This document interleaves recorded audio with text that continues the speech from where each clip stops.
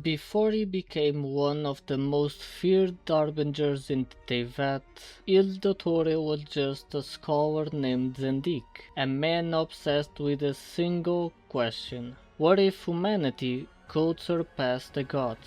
Welcome to Quest Archives, I'm Lunatic, and today we're opening the file of a man who sacrificed everything in pursuit of knowledge. This is the story of Dottore.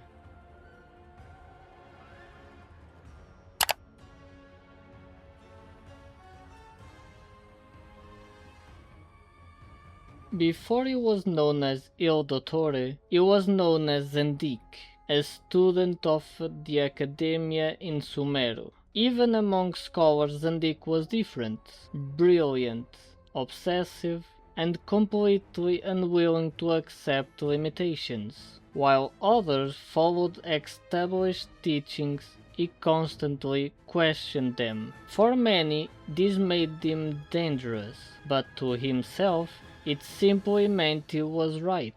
The more he learned, the more convinced he became that humanity was wasting its potential. Why should humans accept weakness? Why should they accept mortality? And why should they accept the authority of gods?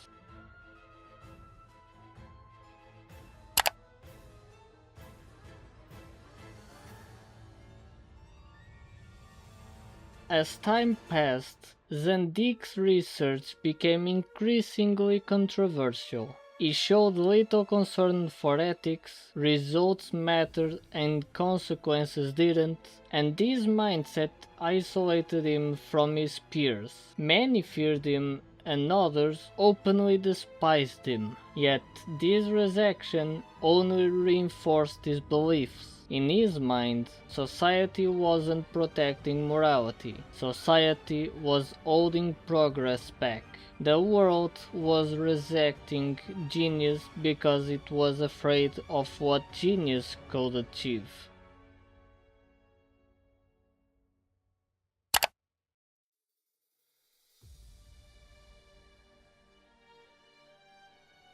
One of the most mysterious events in Dottore's early life involves a researcher named Zandik. During an expedition, Shir died under suspicious circumstances. While the exact details remain unclear, Zandik became one of the primary suspects. Whether he was directly responsible or not is still debated. But what matters is what happened afterward. Trust in him disappeared. Whatever connection remained between Zandik and the Akademiya was shattered. He was no longer seen as a promising scholar, and he became an outcast.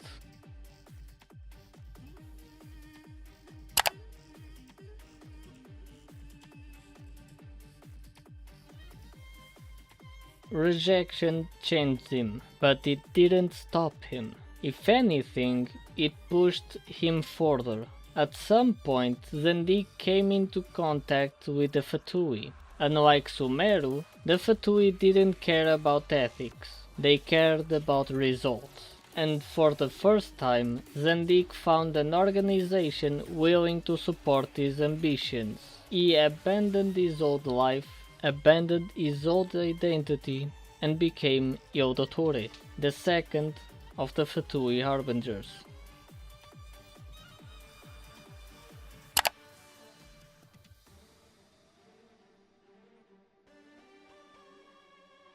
One of the most important turning points in Dottore's life came when he encountered a unique being, a puppet created by the Electro-Archon herself, Scaramouche. Unlike ordinary humans, Scaramouche possessed a body capable of surviving conditions that would destroy anyone else. To Dottore, this wasn't a person, it was an opportunity. Through studying Scaramouche, Dottore gained insights into artificial life and human enhancement, knowledge that would eventually influence some of his most infamous creations. The irony is impossible to ignore. One abandoned creation became the foundation for another man's obsession with perfection.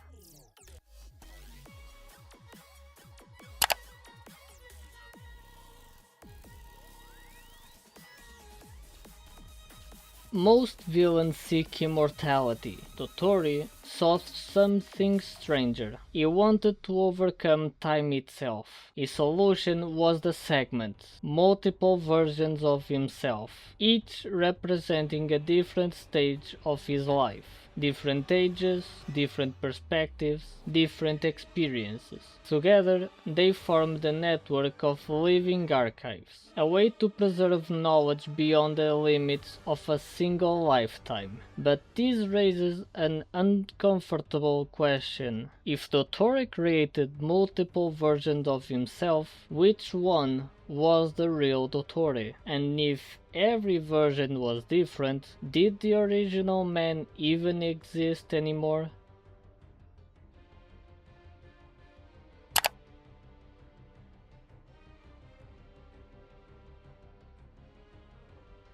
By the time the traveler arrived in Sumeru, Dottore had become one of the most feared individuals in Teyvat.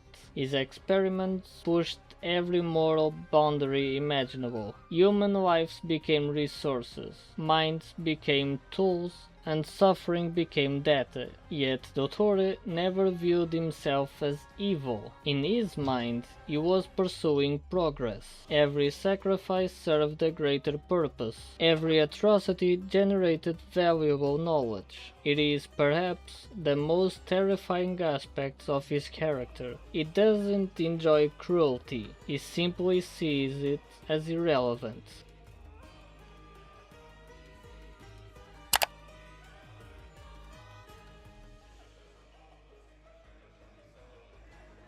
Eventually, Dottore encountered someone capable of forcing him into a corner, Nahida, the Dendro Archon. During their negotiations, Nahida demanded something extraordinary: the destruction of the segments, his other self, his greatest achievement, his living archive, and surprisingly, Dottore agreed. One by one, the segments were erased. Versions of himself that had existed for years disappeared forever. In a strange way, Dottore committed the ultimate act of self-destruction not because he regretted what he had done, but because the deal was worth more than the lives of his own copies.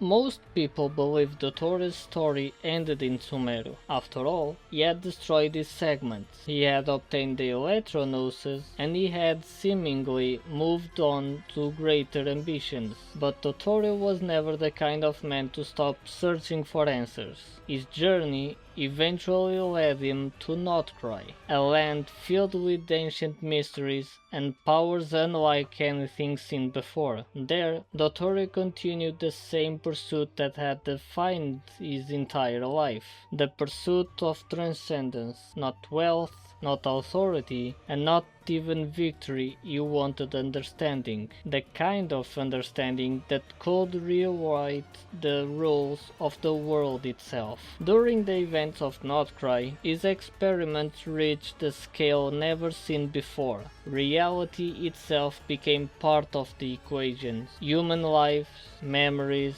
identity, nothing was off limits. By this point, Dottore was no longer acting like a scholar. He was acting like someone trying to challenge the foundations of Teyvat itself. And for the first time, it seemed he had finally gone too far. The confrontation in Notcry pushed his ambitions to their absolute limits. A limit that ultimately led to his downfall, or at least what appeared to be his downfall, because with Dottore, certainty is a luxury few can afford.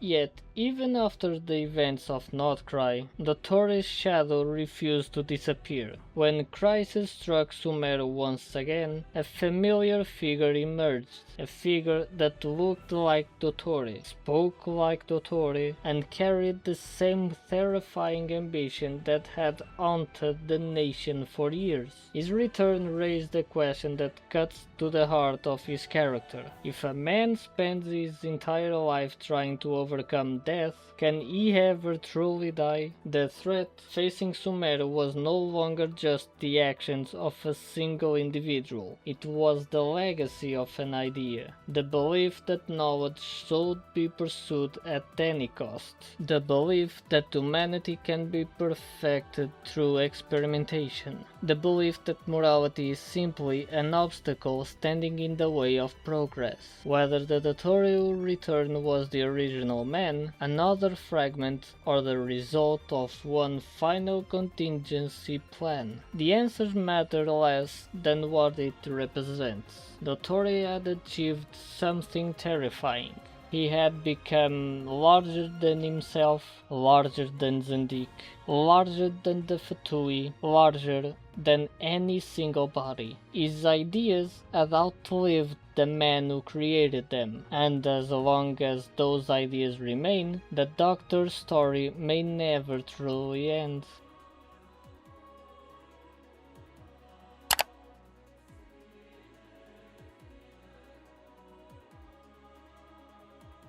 It's easy to look at Dottore and see a monster, and perhaps that's exactly what they become. But monsters rarely appear overnight. They are shaped by ambition, by rejection, by obsession. Somewhere along the way, a brilliant scholar became convinced that morality was simply another obstacle, and once that line was crossed, there was no turning back. Dottore wanted humanity to surpass the gods, and perhaps the most frightening thing of all is that he may have come closer than anyone ever should. Thanks for watching Quest Archives, I'm Lunatic, and if you enjoyed this deep dive into the lore of Genshin Impact, consider subscribing for more stories, mysteries, and forgotten legends from gaming's greatest worlds.